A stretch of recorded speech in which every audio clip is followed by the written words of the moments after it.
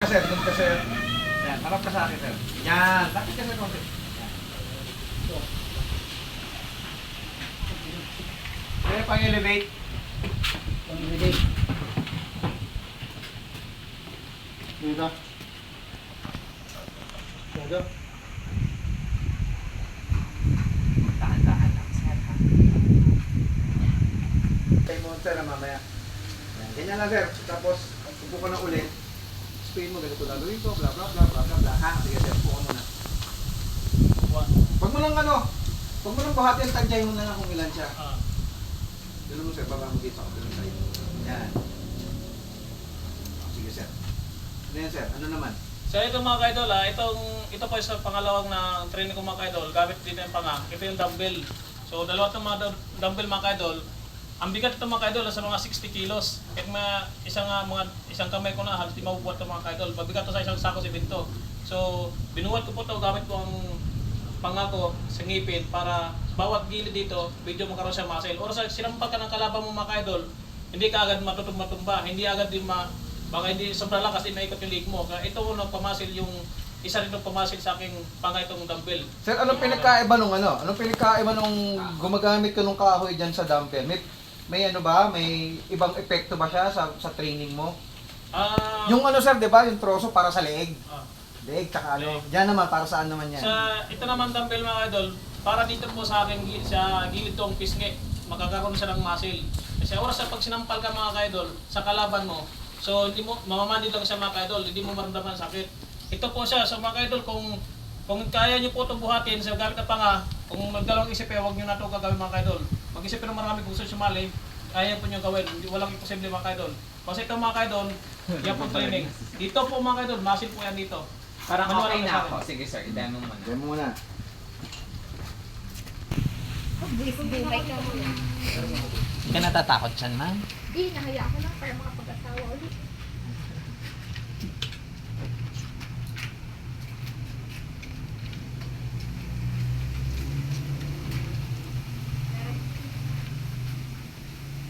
Saka, pwede mo yung baba, pagka di mo na kaya. Kaya mga idol, so gano'n na po ang back mga idol, patigas dito, sa gilid, at yung mga pisngi. Para oras sa pag sinampal ang kalaban mo, maramdaman mo, mamanid lang yung mukha mo. Kaya ba parang medyo ano nga yung panga mo? Dati ba hindi yan ganyan? Hindi po, ito mga idol, ng mga panahon mga idol, wala pa akong naramdaman dito, medyo may katapat-tapat lang ko stay. So dito lang po sa dumbbell, kasi bawat training ko, kanya-kanya po muscle. Okay. Kasi may mga gusto di ba lalaki mapanga? Kaya po mga idol, hindi po kaya po mga idol ha. Hindi po basta sa training, slap battle, mag-isip kayo ng marami bago sumali. Sa pang pagkanat sir, ito kan angulo lang. Ayan, ganyan. O, pwede na sir. Ano, pwede tayo sigara isa? May blue ka. Dapat pintura.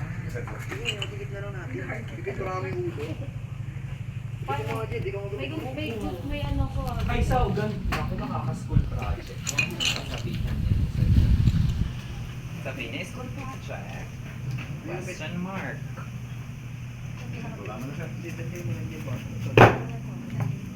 Set nurse. Magaging trainingan niya dito.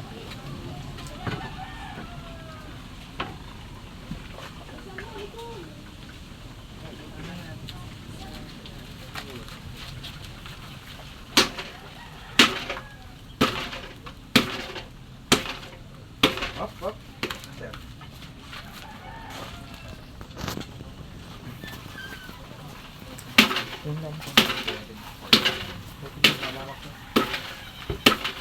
Up, na sir.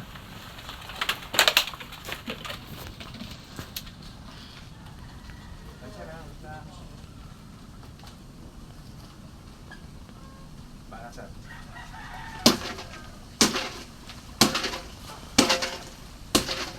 Up, na sir. Na sir.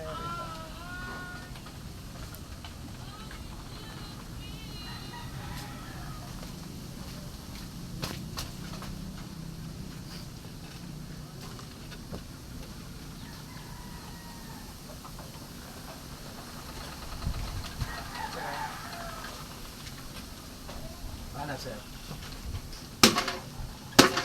Oh, wait lang. Mali, isa pa.